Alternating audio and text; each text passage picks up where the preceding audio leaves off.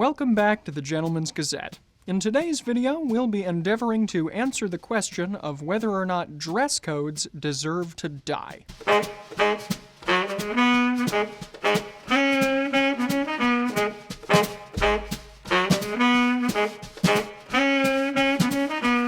If you peruse our catalog of videos, you'll see that dress codes are a regular topic of conversation for us here at the Gentleman's Gazette. But as sartorial norms have evolved, the primacy and even the meaning of dress codes has changed dramatically.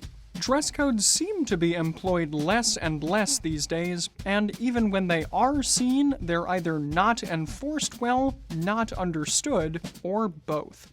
Likewise, the social forces that previously mandated dress codes have largely disappeared. On this particular point, though, we want to make clear that we think this is a good thing.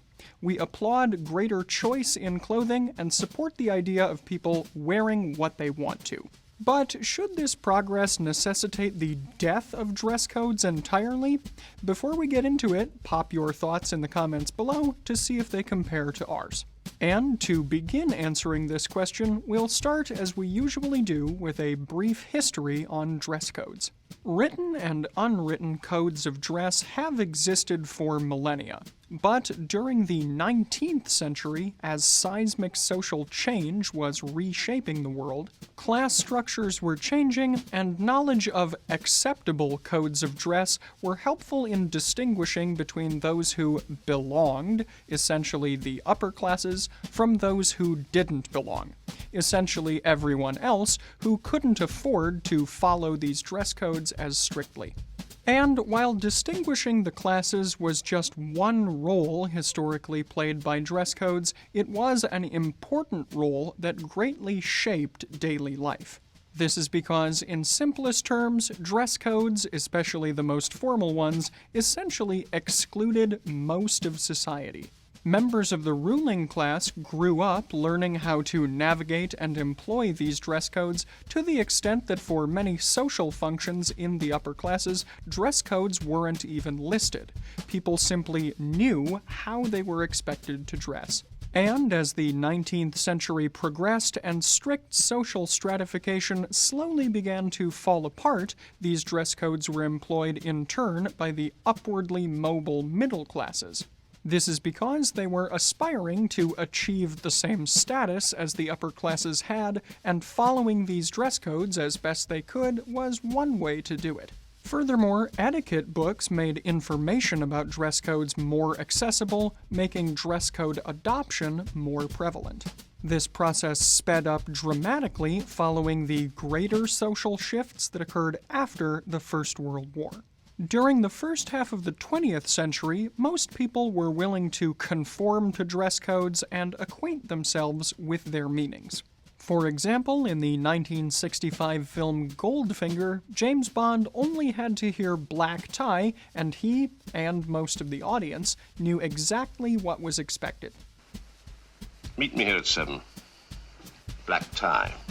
But as the 20th century progressed, radical changes in menswear and society at large were occurring, placing a greater emphasis on individuality and creative freedom in dress as well as other factors. Lower costs for materials and finished garments made it easier for people to dress in increasingly flashy ways, with the idea essentially being that the more unique an outfit was, the better it was.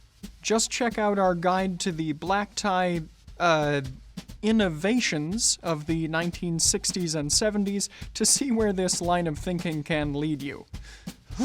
So, as some men began pushing against or entirely breaking dress codes as a means of self-expression, the concrete rules got muddled or in some cases lost entirely. And a society increasingly at odds with outdated notions of class structure and ideologically opposed to anything that seemed to constrict self-expression began to see dress codes in a negative light. That then brings us up to the present day, in which many of the cultural systems formerly used to promote dress codes have broken down or been intentionally dismantled, leaving dress codes on life support. Keeping all of these historical considerations in mind, then, we've boiled things down to a list of 5 beliefs that many people have as to why dress codes are on the decline. And perhaps unsurprisingly, the first item on our list for today is that dress codes seem confusing. As dress code knowledge has declined, many people have lost the fundamental sense of which garments were originally designed for which purposes. As an example, that a day suit evolved for the needs of daily life, whereas a dinner suit or a tuxedo evolved for more formal evening occasions. This lack of critical background information makes all dress codes more confusing because there isn't a commonly understood baseline of what constitutes each of the degrees of the formality scale. Whereas the terminology for things like casual, business casual, semi-formal, and formal was formerly much more clear, it's today more muddled for many people. This muddling then leads to confusion. As an example here, if a restaurant has a dress code of formal or proper dinner attire, does that mean white tie and black tie, the traditional definitions of what formal and semi-formal dinner attire were? Or does it just mean more formal than everyday wear, in which case a jacket and tie would probably be appropriate? It doesn't help here that the general population often doesn't understand the minutiae of dress codes, and frankly, neither do many modern purveyors of menswear. Scroll through the black tie section of any modern menswear retail website, and you're bound to find many examples of clothing that isn't appropriate for a traditional black tie dress code. Examples will include everything from a notched lapel tuxedo with a long black necktie, to a morning dress tailcoat in a cream color with black accents worn with a tuxedo shirt, cummerbund, and black bow tie. Honestly, I'm not even sure where to start with this one. Suffice it to say then, you can't believe everything you see on the internet. And this difficulty in finding reliable information for what properly constitutes a dress code makes dress codes as a whole seem increasingly arbitrary and even meaningless. And if point number 1 today is that traditional dress codes seem confusing, point number 2 is that modern dress code innovations are confusing. Perhaps in an effort to capture the creative spirit of modern dressing, hosts, both private and public, are employing increasingly imaginative dress codes that are muddying the waters on things because they don't actually have agreed-upon definitions.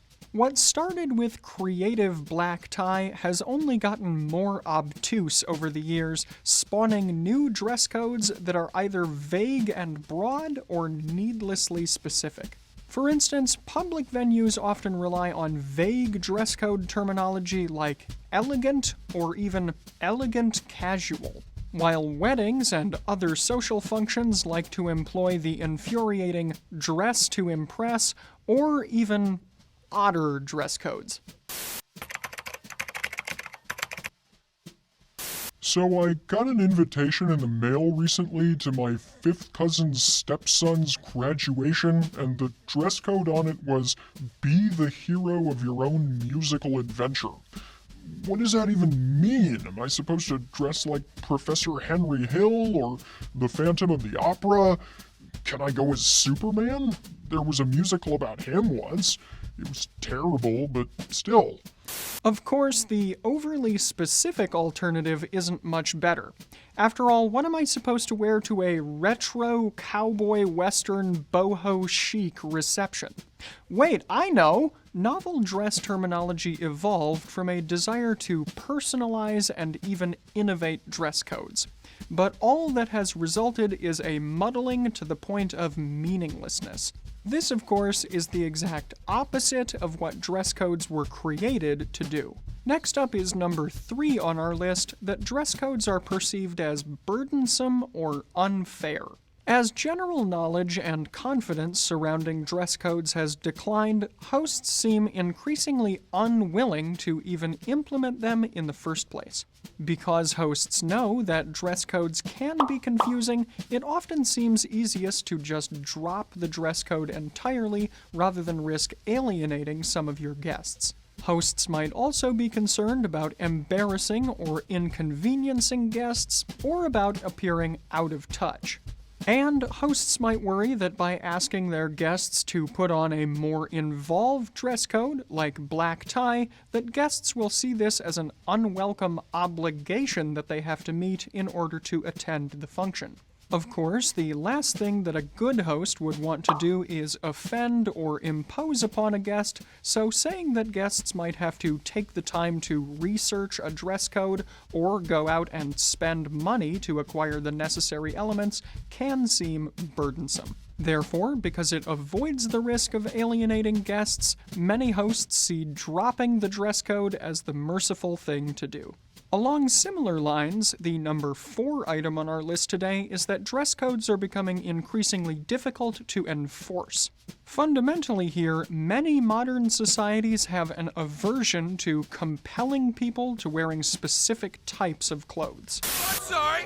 I thought I was in America. I'm sorry. Therefore, situations in which hosts actually attempt to enforce dress codes strictly can make the host seem snobby, elitist, or even draconian. Suffice it to say, we can't imagine many modern situations in which a host at a private party would openly call out a guest for not conforming to a dress code. Doing so would usually be considered bad manners on the part of the host, and the same goes for guests. Why are you not in white tie? Darling, please forgive me. I'm afraid they never sent my tails back.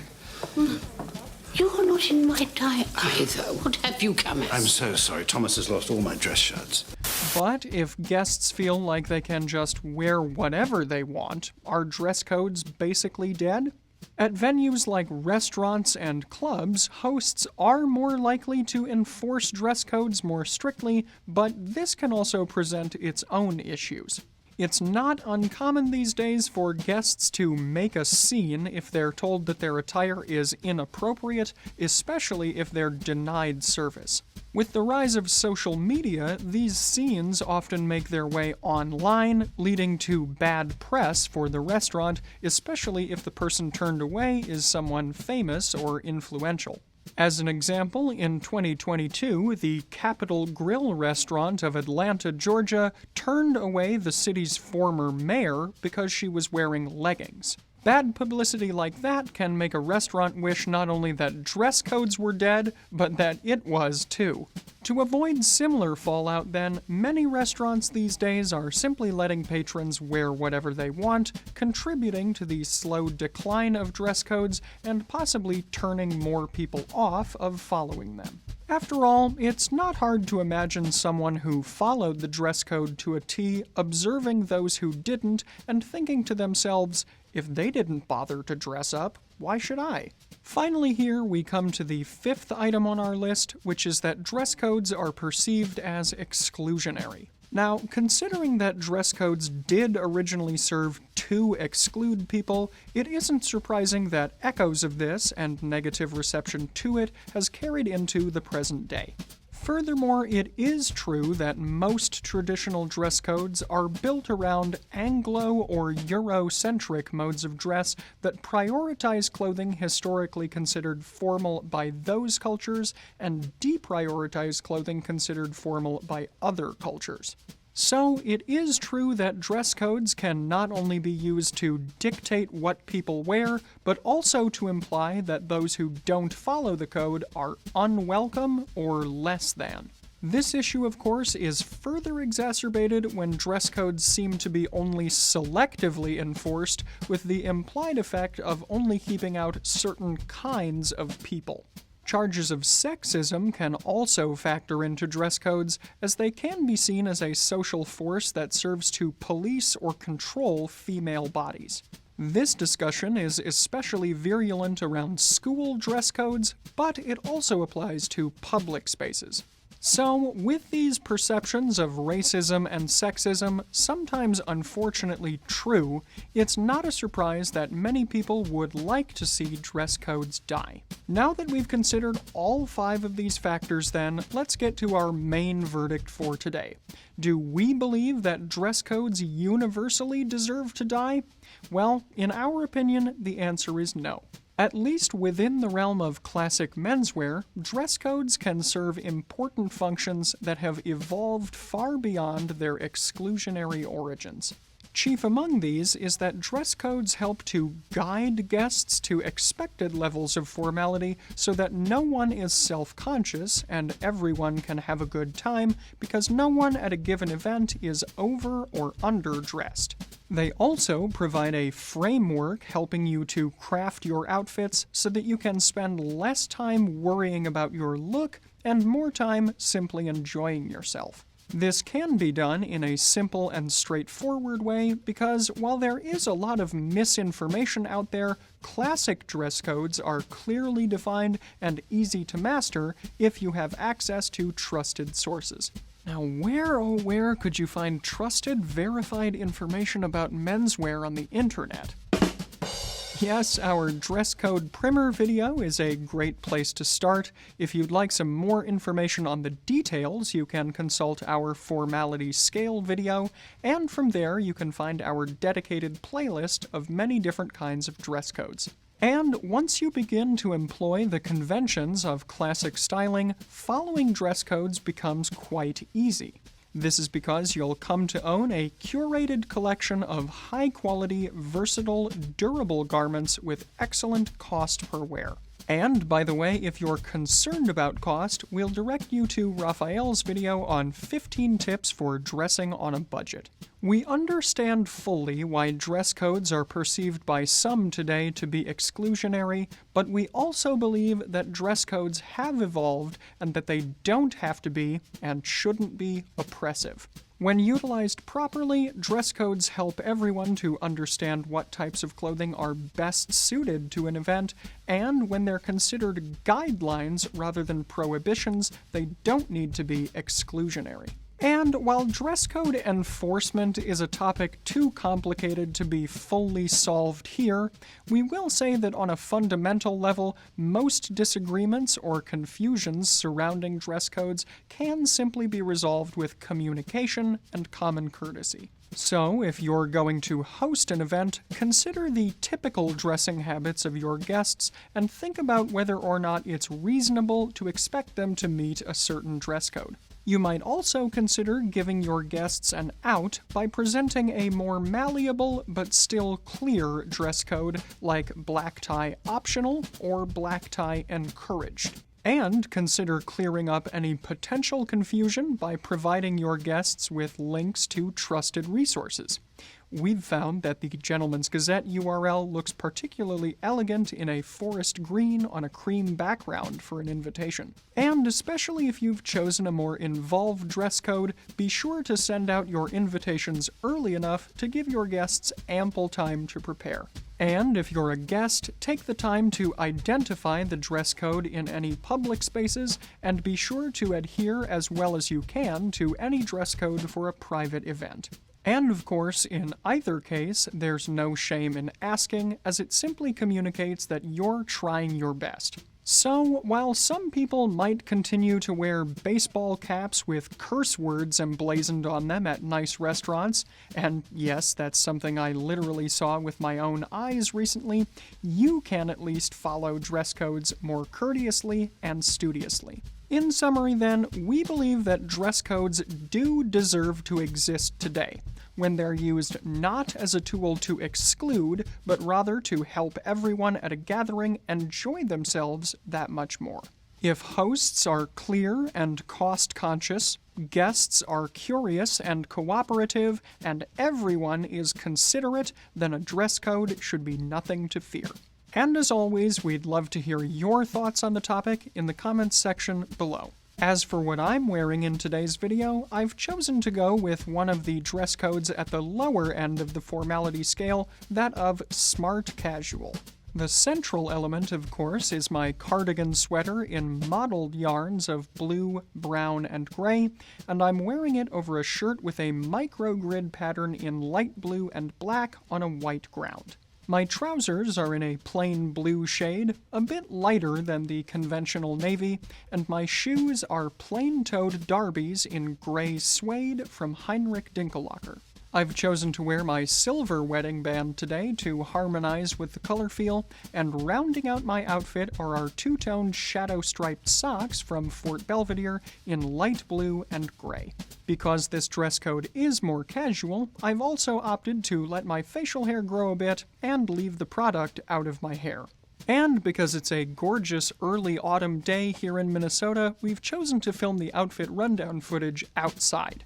As such, I've also put on my trusty mustard brown short-brimmed fedora and a custom-designed leather jacket from The Jacket Maker. They're not a sponsor, but we're happy that they sent us some product. And of course, to find the socks I'm wearing in today's video, as well as a wide array of other classic men's accessories appropriate for a diverse set of dress codes, you can consult the Fort Belvedere shop here.